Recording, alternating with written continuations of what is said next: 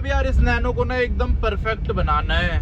मतलब इसमें सारी चीज़ें जो जो कमियां हैं ना वो ठीक करानी है, क्योंकि इसको लेके जाने वाला हूँ मैं एक तगड़ी सी रोड ट्रिप पे। तो नोट्स बना लेते हैं क्या क्या हमारी दिक्कतें हैं नैनो में। तो अब टाइम यार सुबह के 7:30 बज चुके हैं और फिलहाल अपनी नैनो को लेके निकल रहा हूँ मैं यहाँ से। तो अब अपनी टाटा नैनो को लेके पहुँच चुका हूँ कुछ इस तरह की जगह पे। ये देख लो कितनी ग्रीनरी हो रखी है हमारे यहाँ। और यार इसके वाइपर तो नहीं चल रहे आज भी, ये देखना कोई रिस्पॉन्स नहीं है इनमें, बिल्कुल ही डेड हो गए हैं। अब मैं सोच रहा हूँ इनको दिखा के आते हैं, चेक करा के आते हैं क्या दिक्कत आ रही है। फ्यूज उड़ा है या यही उड़ गए? अब फ्यूज उड़ा होगा तो सस्ते में काम हो जाएगा, और ये खुद ही उड़ गए होंगे तो फिर महंगे में काम होगा, क्योंकि मोटर चेंज होगी। फिर वाइपर मोटर तो महंगी ही आएगी। महंगी भी नहीं आएगी, 2000 तक की तो आएगी 2000 से सस्ती तो नहीं आएगी। बाकी ग्रीनरी देखो अपने यहाँ कितनी तगड़ी ग्रीनरी हो रखी है। यहाँ तो कोई भी तेंदुआ वगैरह भी छुप सकता है, और इस जंगल में ना तेंदुए हैं भी। ये सामने असोला वाइल्ड लाइफ सेंचुरी का एरिया है ये, तो यहाँ पे 8 तेंदुए छोड़ रखे हैं, और कभी कभी दिखते भी है यहाँ पे। ये देखो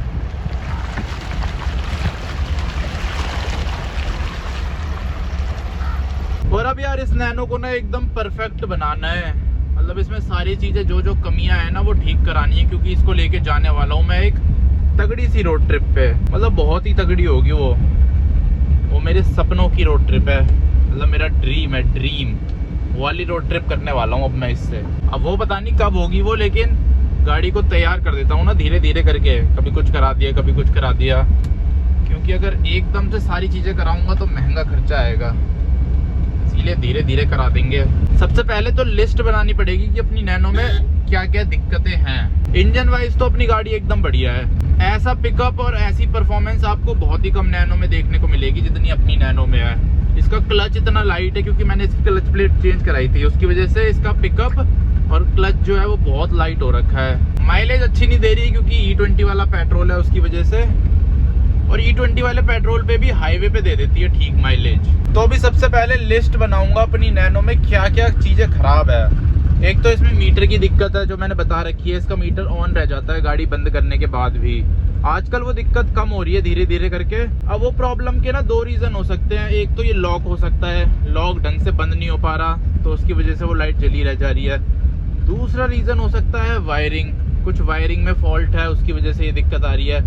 तीसरा रीजन हो सकता है कि मीटर ही खराब हो रहा है। वैसे इसका सबसे सस्ता एक जुगाड़ है, बैटरी के आसपास ना कुछ ऐसा स्विच लगा देता हूँ, उसको बंद करने से जो बैटरी का कनेक्शन है वही खत्म हो जाए। तो देखो अभी मेरी नैनो में क्या है, मैं ना टर्मिनल निकाल देता हूँ। ये वाला टर्मिनल निकालता हूँ मैं इसका, ये वाला, इस चाबी की मदद से। तो इसमें ना झंझट है, बार बार चाबी लगाओ फिर टर्मिनल निकालो और चलाते टाइम टर्मिनल लगाओ। तो मैं सोच रहा हूँ यहाँ पे कुछ ऐसा बटन लग जाए जिसकी वजह से मेरे को ये चाबी ना लगानी पड़े, बस बटन से ही ऑन ऑफ हो जाए सिस्टम। अब वैसे तो उसके अलावा एक ऑप्शन ये भी है कि मीटर ठीक कराओ और भी चीज़ें कराओ, वायरिंग चेक कराओ, लेकिन ये भी ठीक है अगर सस्ता जुगाड़ मिल जाता है। ये इंटरनेट पे तो देखा था मैंने 400-500 का मिल रहा था वो बटन। तो एक बार देखता हूँ दुकानों में और पता कर लेता हूँ। अगर 200 तक में मिल जाता है मेरे को यहाँ दुकान से तो मैं वो बटन लगवा लूँगा, लेकिन अगर 500-600 का मिलता है तो फिर मैं सोच रहा हूँ एक बार चेक करवा लेंगे, क्योंकि 500 रुपये में तो वैसे भी रिपेयर हो जाएगा वो मेरे हिसाब से, बाकी कुछ कह नहीं सकते। तो इसीलिए पहले एक बार दुकान में पता कर लेते हैं कि अवेलेबल है भी या नहीं है।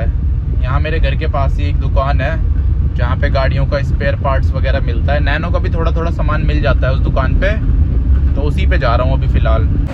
तो यार दुकान में तो मैंने पता कर लिया है, यहाँ पे नहीं है इनके पास अवेलेबल। ऑटो कट बोलते हैं उसे, पता नहीं ऐसी कुछ बोल रहे थे वो।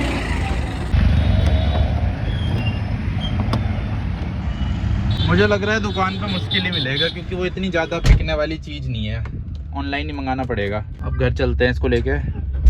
यहाँ से वैसे मेरा पुराना वाला घर भी बहुत पास है, बस मेरे को ये सीधा सीधा रोड पार करना है, लेकिन अभी नहीं जा रहा मैं। अभी टैंकर होंगे वहाँ, दिमाग ख़राब हो जाएगा टैंकरों की वजह से। देखना यार लोग कैसे मंदिर वंदिर फेंक के चले जाते हैं ऐसे। बताओ कितने साल इन्होंने पूजा करी होगी इसमें और आज इसकी ये हालत हो रखी है, ऐसे कूड़े के साथ पड़ा हुआ है। किसी टाइम पे वो मंदिर खरीद के लाए होंगे नया नया ब्रांड न्यू, फिर उन्होंने उसमें मूर्तियां रखी होंगी, पूजा करी होगी, और आज उसकी ये हालत है। ऐसी इंसानों की भी हो जाती है। अब इस कैमरे को सर पे लगाने से पहले एक बार एंगल चेक करना पड़ता है, तो एंगल मेरे हिसाब से तो परफेक्ट है। देखो ऐसे लग जाता है ये सर पे, और बढ़िया अपने आप वीडियो रिकॉर्ड कर देता है। हाथ भी आपके फ्री रहते हैं और वीडियो भी बन जाती है। तो नोट्स बना लेते हैं क्या क्या हमारी दिक्कतें हैं नैनो में। इसका टाइटल रखेंगे टाटा नैनो ट्रिप प्रिपरेशन। पहली चीज क्या लिखूं? पहली चीज यही लिखते हैं, मीटर वाली दिक्कत, तो मीटर लिख दिया मैंने। दूसरी दिक्कत जो मेरी नैनो में है वो है ये वाइपर वाली, तो वाइपर लिख देते हैं। तीसरी क्या है? हाँ, हेडलाइट, तो लाइट लिख देते हैं। चौथी प्रॉब्लम मेरी नैनो में है इसका ये रियर व्यू मेरा लटक रहा है, तो रियर व्यू RVM लिख देते हैं शॉर्ट फॉर्म में। और क्या प्रॉब्लम है अपनी नैनो में? और तो मुझे नहीं लगता कोई प्रॉब्लम है मेरे हिसाब से।